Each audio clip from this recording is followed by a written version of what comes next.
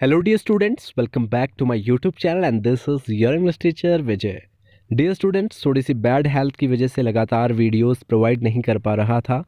आज काफ़ी दिनों के बाद आपके लिए वीडियो बना रहा हूँ और उम्मीद है कि आपने इससे पहले दोनों चैप्टर और पोएट्री सेक्शन की फ़र्स्ट पोएम ज़रूर देख ली होगी। अगर नहीं देखे तो प्लीज़ प्लेलिस्ट पर जाएं और प्लेलिस्ट पर क्लास 11th के जितने भी सेगमेंट मैंने लिए हुए हैं आप उनको अटेंड करें। एक दो बार वीडियोस को देखें, डेफिनेटली आपको स्टोरी समझ में आ जाएंगी। आज जो हमारा थर्ड चैप्टर है उसका नाम है डिस्कवरिंग टुट। ठीक है, इसको कई जगह टट भी कहा जाता है, तो टट्स कहिए या टुट कहिए, आप इसको कुछ भी प्रोनाउंस कर सकते हैं। डिस्कवरिंग टट्स क्लास 11 समरी, एक शॉर्ट समरी दे रहा हूँ, पूरा जो है बुक से नहीं दे रहा हूँ ताकि ज़्यादा लेंथी वीडियो ना बने, क्योंकि बुक में काफ़ी लेंथी दिया हुआ है। तो देखिए चैप्टर का जो नेम है वो तो आपको पता चल गया है, द चैप्टर डिस्कवरिंग टट द सागा कॉन्टिन्यूस। ये पूरा इसका जो है नेम है, यहाँ से लेके यहाँ तक, डिस्कवरिंग टुट द सागा कंटिन्यूस। सागा का मीन्स होता है गाथा और कंटिन्यूस मतलब लगातार। ठीक है, यानी गाथा जारी है। ये जो लिखा हुआ है, ये लिखा है A.R. विलियम्स ने। Is about the last heir to the great pharaoh dynasty of Egypt Tutankhamun and his gold gilded tomb. तो ये जो स्टोरी है एक्चुअली ये टट की है। टट जो कि क्या है, एक यहाँ एयर लिखा हुआ है, HEIR, बहुत इंपॉर्टेंट वर्ड है, प्रतियोगी परीक्षाओं में भी पूछा जाता है। एयर मीन्स होता है बच्चों वारिश। ठीक है, ये अपने परिवार का सबसे लास्ट जो है यानी अंतिम वारिश था। ठीक है, अपनी डायनेस्टी का यानी अपने काल का, जो कि कहाँ का राजा था, इजिप्ट का। ठीक है, मिस्र जिसको हम हिंदी में कहते हैं, इजिप्ट का। इसका नाम जो पूरा नाम था वो था टट खामुन। ठीक है, क्या है, टट खामुन। थोड़े से नेम प्रोनाउंसिएशन में आपको दिक्कत हो सकती है, लेकिन आप बार बार देखिए, टुट खामुन इसका पूरा नाम है। And his gold gilded Tom, और यहाँ बात की गई है उसके टॉम की। टॉम क्या होता है बच्चों, जहाँ पर किसी व्यक्ति को मौत के बाद रख देते हैं, गाड़ देते हैं ज़मीन के नीचे, कब्र। ठीक है, उस कब्र को ही हम टॉम कहते हैं इंग्लिश में। तो गोल्ड गिल्डेड इसलिए बोला है, पूरे सोने से जो है वो विभूषित किया गया था, तैयार किया गया था, इसलिए ये बात कही गई है। अब देखिए आगे स्टोरी में क्या है। स्टोरी की बेसिक टेल यहाँ से हमें पता चलेगी, बाकी चीज़ें हम नीचे पढ़ेंगे। ठीक है, तो यहाँ से देखिए, the death of Tutankhamun at only 17 years of age, who had already ruled for 9 year, remains a mystery till that date. तो यहाँ पर बात की गई है द डेथ ऑफ टुट खामुन, जो इनकी मौत हुई थी वो कब हो गई थी, 17 ईयर। यानी इनकी डायनेस्टी के, जो कि इजिप्ट के राजा थे टुट या टट जिनका नाम है, इनकी मृत्यु जो है 17 ईयर में ही हो गई थी, यानी 16 साल में हो गई थी। Who had already ruled for 9 years remains a mystery till date. तो यहाँ बता रहे हैं कि 9 साल तक इन्होंने क्या किया, राज किया। ठीक है, काफ़ी छोटे छोटे बच्चों को राजगद्दी पे बिठा दिया जाता था उस ज़माने में, और ये एक रियलिटी, एक रियल स्टोरी है। ठीक है, तो 9 ईयर में जो है ये गद्दी पे बैठ गए थे, लेकिन 17 ईयर में इनकी डेथ हो गई थी। टट डिस्कवरिंग टट the saga continuous chapter talks about the various possibilities of his death. तो इस स्टोरी में हम जानेंगे कि जो विभिन्न पॉसिबिलिटीज़ है, संभावनाएं हैं उनकी मौत की, कि कैसे हुई, ये एक मिस्ट्री बन के रह गया। तो इस मिस्ट्री को जानने के लिए उन पर क्या क्या रिसर्च हुई, इसी चीज़ को हम इस लेसन में पढ़ेंगे। Discovering Tut class 11 will give you an insight into the earlier Egyptian life, culture and beliefs. तो यहाँ पर आपको ये स्टोरी बताएगी कि इजिप्ट में जो पुरानी, जो अर्लियर प्रारंभ में जो जीवन था वो कैसा था, वहाँ का कल्चर कैसा था, और वहाँ के लोग किस चीज़ में बिलीव करते थे, ये हम इस स्टोरी में पढ़ेंगे। ठीक है, तो चलते हैं आज की स्टोरी की तरफ। उम्मीद है कि आपको जो इसका स्टार्टिंग है वो कहीं ना कहीं समझ में आ गया होगा। तो आगे देखते हैं स्टूडेंट, यहाँ से हमारा थोड़ा सा चैप्टर का अब समरी आ गई है। In discovering Tut, the saga continues. Class 11, Tut was later changed his name to Tutankhamun. पहले इसका नाम टट था, इसका नेम बाद में चेंज कर दिया गया था, टुटखामुन इसका नाम पड़ गया। Was the last heir to the powerful dynasty, जो कि अपने डायनेस्टी का, ठीक है, अपने काल का जो है सबसे अंतिम वारिश था अपने फैमिली का, which ruled Egypt for several years, जिसने कुछ वर्षों तक जो है इजिप्ट पे क्या किया, राज किया। देखिए हर जगह मैं पॉइंट नहीं कर सकता, आप लाइनों पे फोकस करें। He died in his late teens, वो अपने लगभग यहाँ लेट टीन बताया है, यानी इसका मतलब ये है कि टीन एज में ही उसकी मौत हो गई थी। देखो बच्चों, काफ़ी सारे स्टूडेंट्स को टीन एज पता नहीं होती। 13 से लेके 19 तक का जो एज ग्रुप होता है, देखिए बोलने में भी 13, 14, 15 इस तरह से टीन टीन पीछे से आता है, इसी एज ग्रुप को हम टीन एज कहते हैं। ठीक है, तो यहाँ पर देखिए बात चल रही है कि टीन एज में ही जो है टट की जो है मौत हो गई थी एट द एज ऑफ 17, जहाँ बताया हुआ भी है कि कितने साल में, लगभग 17 ईयर में। His death is mystery unsolved to date, और यहाँ पर बताया कि उसकी मौत जो है वो एक मिस्ट्री बन के रह गई, एक रहस्य बन के रह गई। ठीक है, मिस्ट्री, मिस्ट्री क्या होता है, रहस्य होती है। आपको ये वर्ड मे भी पहले से पता हो, जो वर्ड पता ना हो उन्हें डिनोट कर लें, उन्हें नोट कर लें। Some speculate that it was murder while other think of other possibilities, कुछ लोग कहते थे कि ये मर्डर है और कुछ लोग कुछ और संभावनाओं के बारे में बात करते हैं। Tutankhamun was buried and forgotten with the passage of time until in 1922 his tomb was discovered by Howard Carter, an archaeologist. तो बच्चों होता क्या है कि यहाँ पर जो है उसको उसका बरीड कर दिया जाता है। बरीड क्या होता है, बरीड में से उसका अंतिम संस्कार कर दिया जाता है और लोग उसको भूल भी जाते हैं। लेकिन 1922 में उसकी टॉम पर यानी उसकी कब्र पर एक डिस्कवरी की जाती है, किसके द्वारा, जो हावर्ड कार्टर के द्वारा, जो कि एक आर्कियोलॉजिस्ट थे। देखो आर्कियोलॉजिस्ट क्या होते हैं, जो पुरानी चीज़ों के पीछे रिसर्च करते हैं कि उस चीज़ के क्या क्या क्लूज़ हैं, ठीक है, क्या क्या उसके पीछे जुड़े हुए रहस्य है, जो इनकी खोज करते हैं उनका आर्कियोलॉजिस्ट कहते हैं। तो यही चीज़ जो है 1922 में हावर्ड कार्टर ने की। ठीक है, तो किसकी मौत की रहस्य जानने की कोशिश की, किंग टुट के, ठीक है, या फिर टट के।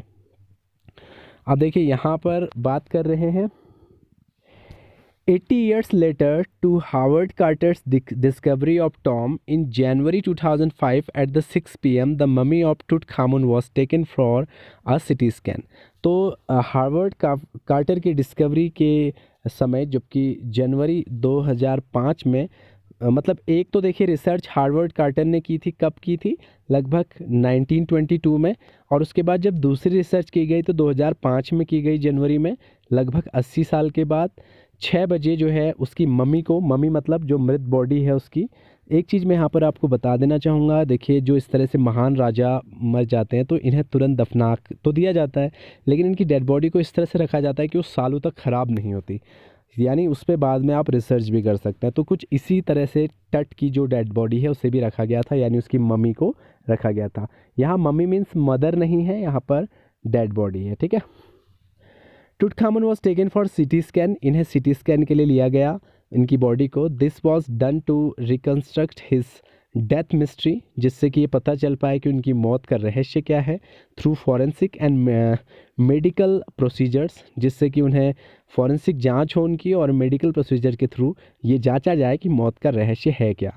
He had died more than 33 year ago, और यहाँ बता रहे कि लगभग 3300 यानी 3300 ईयर अब हो चुके हैं उनकी मौत को। Was buried in a royal grave in the Valley of the Kings, मतलब जो किंग ऑफ वैली यहाँ पर राजाओं को दफनाया जाता है उसी जगह पर उनकी टॉम बनाई थी। ठीक है, उनकी ग्रेव बनाई थी, ग्रेव का मतलब कब्र होता है। ठीक है, तो वो बनाई हुई थी। तो लगभग 3300 साल के बाद ये दूसरी रिसर्च 2005 में उन पे हुई थी, जिसमें कि उन्हें फॉरेंसिक जांच के लिए उनकी जो मेडिकल रिपोर्ट्स निकाली गई, सीटी स्कैन किया गया उनकी डेड बॉडी का। ठीक है, तो यहाँ आप याद रखिए कि एक रॉयल किंग है जिसकी डेड बॉडी का फॉरेंसिक जांच हो रही है कि उसकी मौत का कारण क्या है, उसे जांचने की कोशिश की जा रही है। तो देखिए होता क्या है, Carter found that the tomb was in the richest royal collection ever found. तो जो कार्टर हैं वो पाते हैं कि जो डेड बॉडी है वो बहुत ही रिचेस्ट रॉयल कलेक्शन उस डेड बॉडी के साथ है, यानी बहुत ही जैसे बड़े घराने के जो किंग होते हैं, राजा होते हैं, कुछ इस तरह से उनकी टॉम बनी हुई थी। It has beautiful golden artefacts, board games, bronze razor. देखिए उनकी डेड बॉडी के साथ जो है गोल्डन आर्टफैक्ट्स से सारी चीज़ें सोने के थे, स्वर्ण के, बोर्ड गेम था, गेम्स वगैरह जो वो खेलते होंगे अपनी लाइफ में, वो भी उनके साथ दफनाए हुए थे। ब्रॉन्ज रेजर थे, जिस रेजर का वो इस्तेमाल किया करते होंगे। Cases for food and wine, साथ ही साथ भोजन और वाइन भी, यानी वाइन यानी शराब भी जो है वहाँ पर उसके साथ रखी हुई थी। Linen undergarments in its possession, तो यहाँ पर देखिए उनके अंडरगारमेंट्स भी इवन उसके साथ, उसकी डेड बॉडी के साथ रखा हुआ था। देखिए यहाँ पर मैं एक बात आपको बता दूं, उस ज़माने में मिस्रवासी ये समझते थे, जैसे आज के ज़माने में कहते हैं कि मौत के बाद अपने साथ कोई इंसान कुछ नहीं ले जाता, खाली हाथ आते हैं खाली हाथ जाते हैं। लेकिन ये लोग मानते थे कि मौत के बाद जो भी राजा की धन संपदा होती है वो उसकी कब्र में उसके साथ दफन कर दी जाएगी। तो इसी तरह से इनकी सारी चीज़ें देखिए इनकी डेड बॉडी के साथ दफन की गई हैं, कब्र में रखी गई हैं। Basically there was everything which the rule would need it the afterlife, और ये लोग मानते थे कि मौत के बाद भी जो अगला जीवन है वहाँ ये सब चीज़ें इनके काम आएंगी। दीज वर हिज फर्नल ट्रीजर्स, तो ये क्या थे, उनके फर्नल यानी उनके अंतिम संस्कार के ट्रीजर्स थे। तो ट्रेजर्स भी इसको पढ़ते हैं बच्चों, ट्रेजर्स मतलब होता है खजाना, ठीक है, तो इनका खजाना था। आगे देखिए, later he began investigating the 3 nested coffin of Tut, तो यहाँ पर जो है 3 लेयर पे बनी हुई जो कॉफिन थी, कॉफिन मतलब ये समझ लीजिए, देखिए मैं एक थोड़ा सा फिगर बनाने की कोशिश करता हूँ, अगर आपको थोड़ा समझ में आता है तो। देखिए इस तरह से एक कॉफिन होती है ना, इसी के अंदर तो डेड बॉडी को रखा जाता है, तो इसी को कॉफिन कहते हैं, वो बॉक्स जैसा जिसके अंदर डेड बॉडी को रखते हैं, कभी ना कभी आपने टेलीविज़न में कहीं देखा होगा, ठीक है। तो वो 3 लेयर था, ठीक है। The first coffin had Tutankhamun shroud covered with garland of olive leaves, तो सबसे पहली जो देखिए वहाँ 3 कॉफिन थी। पहली कॉफिन में क्या था, शॉर्ड। शॉर्ड मतलब क्या होता है, कफन वगैरह, कफन होता है, ठीक है, कफन से कवर किया हुआ। उसमें क्या क्या चीज़ें थे, टूट की डेड बॉडी थी, जो कि गार्लैंड्स ऑफ ऑलिव लीव्स, देखिए यहाँ गार्लैंड जो है, गार्लैंड के जो फूल होते हैं वो ऑलिव लीव्स उसके साथ रखी है। वाइल्ड स्लेरी रखी हुई है, लोटस पेटल रखा हुआ है, यानी ये सारी देखिए गार्लैंड क्या है, गार्लैंड तो फूलों की माला होती है, सबसे पहले माला जो है उसको लटकाई हुई है, ऑलिव लीव्स लटकाई हुई हैं, और जो सिलरी है, सिलरी भी वहाँ पर लगाई हुई है, लोटस पेटल उसके ऊपर है, कॉर्न फ्लावर्स हैं, ठीक है। तो जितने भी फूल वगैरह हैं उनकी मालाएं उसके ऊपर चढ़ी हुई हैं, which indicate that he was buried in March और अप्रैल, जिससे ये पता चलता है, क्योंकि ये जो फ्लावर्स होते हैं ये मार्च और अप्रैल के सीज़न में होते हैं, तो इससे ये पता चलता है कि उनकी मौत जो है वो मार्च या फिर अप्रैल में हुई है, ठीक है। तो यहाँ तक तो ये चीज़ इनको थोड़ा बहुत जानकारी मिली है कि मौत कब हुई है एक्चुअली, ठीक है। तो आगे देखिए आगे क्या होता है।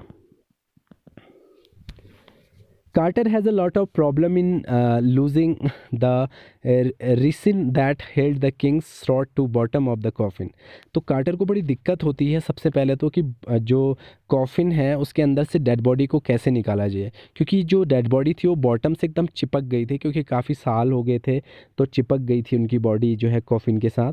It had the body extremely tightly, वो बहुत ही जकड़ी हुई सी उस कॉफिन के अंदर हो गई थी, जिससे कि वो निकल ही नहीं रही थी। Carter tried using the hot sun of Egypt for losing the resin, but even heating to 149 degrees of Fahrenheit would not help it melt. हालांकि उसने कोशिश की कि इजिप्ट में काफ़ी ज़्यादा गर्मी है, 149 डिग्री फ़ारेनहाइट पे जो है उनकी डेड बॉडी को रखा गया, जिससे थोड़ी हिल आएगी, और वो उन्होंने सोचा कि शायद फिर ये निकल जाए, थोड़ा सा मेल्ट हो जाए, थोड़ा पिघल जाए, लेकिन ऐसा कुछ हुआ नहीं। He had no other option but to cut the mummy from under the limbs and trunks, otherwise thieves would rob it of its gold. तो देखिए इसके बाद क्या था कि इन्होंने डेड बॉडी जो है उनकी कब्र से, टॉम से तो बाहर निकाल दी थी, लेकिन प्रॉब्लम है उनके साथ काफ़ी जेवर, सोने, जो अभी हमने ऊपर पढ़ा, गोल्ड के काफ़ी सारे सामान भी थे। तो इन्होंने सोचा कि अगर इस तरह से इसको बाहर रख देंगे और कुछ दिनों के लिए गर्म रखने के लिए, जिससे कि इससे ये चिपके हुए हैं तो निकल जाएँ, तो ऐसे में क्या हो सकता है कि जो थीव्स हैं, जो चोर हैं, वो कहीं रॉब ना कर ले, यानी चोरी ना कर लें इस गोल्ड वगैरह को। तो इसलिए वो क्या करते हैं, वो फाइनली डिसाइड करते हैं कि अब उनकी बॉडी को काट काट के बाहर निकालेंगे, ठीक है। तो इस तरह से वो काट काट के उनकी बॉडी को बाहर निकालते हैं, ठीक है, ये जांच करने के लिए कि उनकी मौत का रहस्य क्या है। Archaeologist stated that advance technology, हालांकि अब पता है कि आर्कियोलॉजिस्ट उस वक्त जो है, जो एडवांस टेक्नोलॉजी है वो enable them to examine the mummy more accurately, क्योंकि उस वक्त इतने ज़्यादा एडवांस टेक्नोलॉजी नहीं थी कि जो ममी से एकदम प्रॉपरली एक एक्यूरेट जो है एग्जामाइन कर पाए, अच्छे रिजल्ट दे पाए। In 1968 a professor of anatomy discovered that the breast bone and front ribs of Tutankhamun were missing. लेकिन 1968 में एक प्रोफेसर थे एनाटॉमी के, एनाटॉमी यानी जो बॉडी पार्ट्स वगैरह की जानकारी रखते हैं, ठीक है, वो एनाटॉमी डॉक्टर कहलाते, प्रोफेसर थे।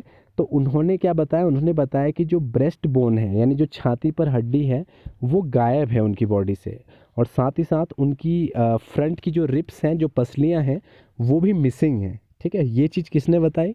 ये एक प्रोफेसर ने बताई 1968 में, जो कि एनाटॉमी प्रोफेसर थे। ठीक है, उन्होंने बताया कि इनकी छाती की हड्डी और इनकी कुछ सामने की पसलियां जो है वो गायब है। ये एक नई चीज़ इसमें पता चली थी 1968 में। ठीक है, लेकिन 2005 की बात हम अभी कर रहे हैं प्रेजेंट में। अब देखिए थोड़ा सा यहाँ पर इनकी फैमिली के बारे में बताया हुआ है।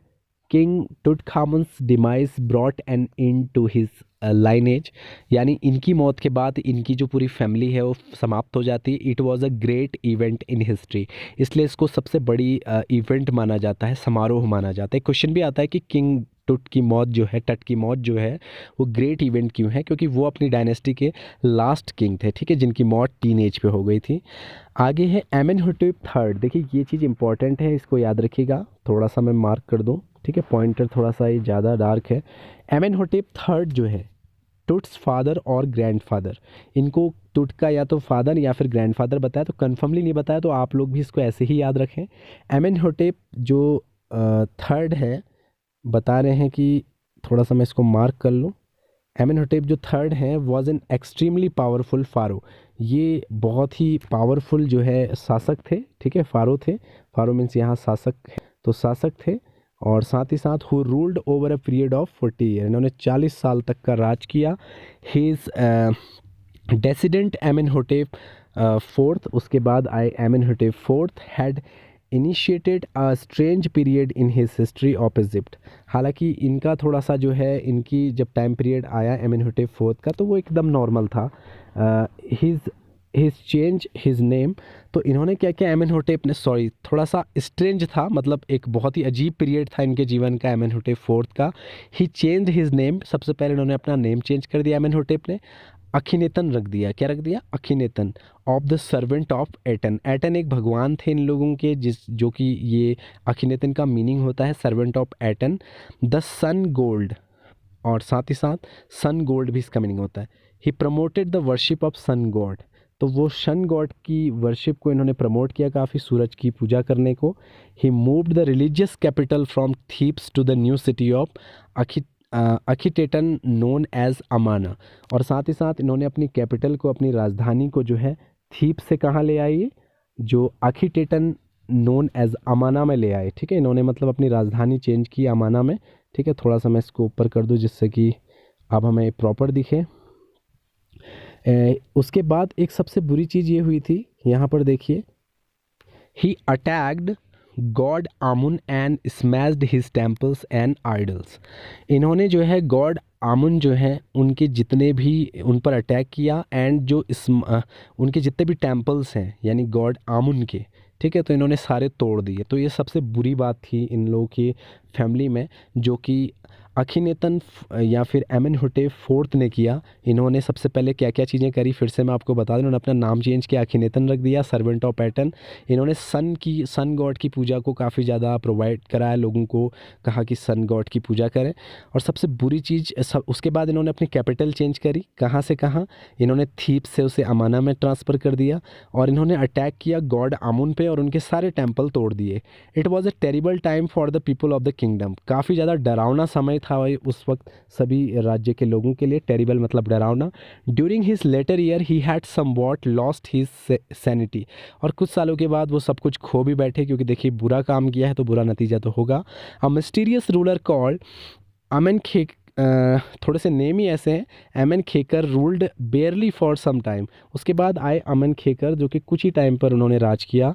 देर after which the young ruler Tutankhamun assume the throne, उसके बाद जो है गद्दी पर कौन बैठा, हमारे टुटखामुन, जो कि इस लेसन में हम जिनके बारे में बात कर रहे हैं। तो ये इनका फैमिली बैकग्राउंड था, उम्मीद है आपको समझ में आ गया होगा। नेक्स्ट देखिए, the Egyptian mummy project has listen down more than 60 mummies and still counting Tut was one of the first mummies to scanned to discover the mystery of his death. हालांकि 600 ममीज़ इस तरह से पड़ी हुई थी जिनके बारे में कोई जानकारी नहीं थी, लेकिन टट की जो बॉडी है उसकी मिस्ट्री को जानने के लिए उन्हें स्कैन किया गया।